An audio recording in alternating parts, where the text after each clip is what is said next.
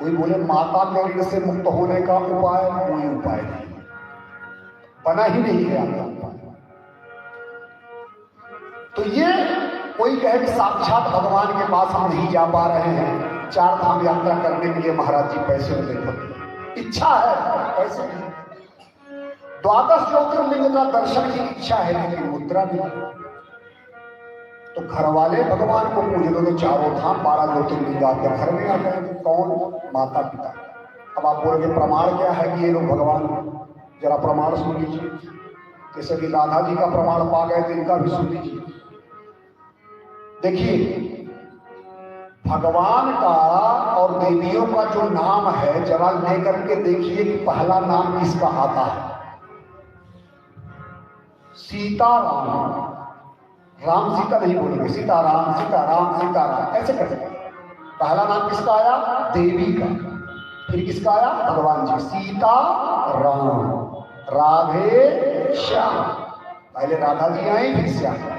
गौरी शंकर, पार्वती मैया आई फिर शंकर जी आए। मतलब जिस जगह पे पहले आए, ठीक है ना, और बाद में भगवान जी आए तो वो साक्षात भगवान का ही और शक्ति और शक्तिमान का नाम है। सही है ना? यहां तक सही हूं? सहमत? कोई ये सहमत हो तो हाथ खड़ा कर दे। बोले असहमत है? बोलिए।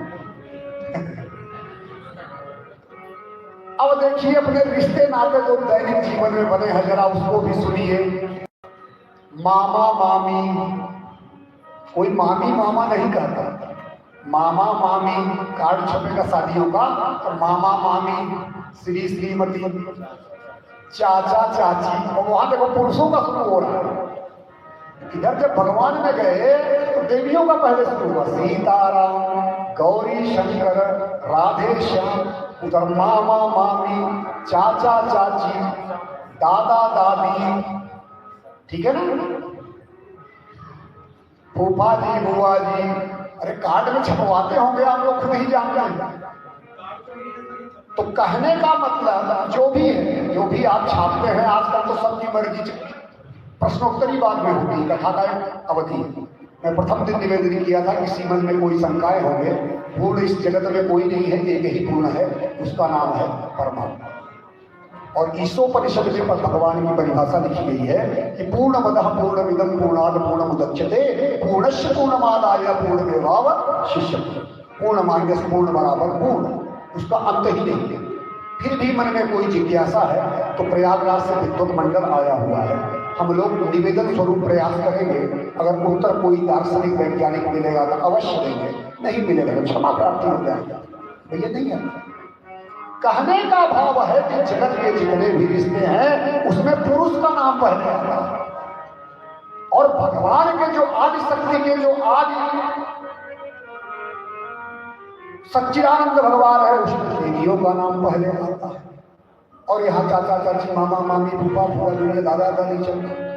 एक रिश्ता ऐसा है जिसमें पहले नारी आता है, माता पिता। ध्यान दीजिए, पिता माता नहीं कहोगे, चाचा चाची कहोगे, लेकिन जब माता पिता में नंबर आएगा तो माता पिता कहोगे।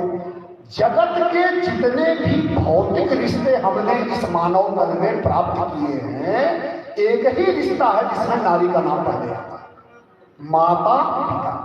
त्वमेव माता च पिता त्वमेव।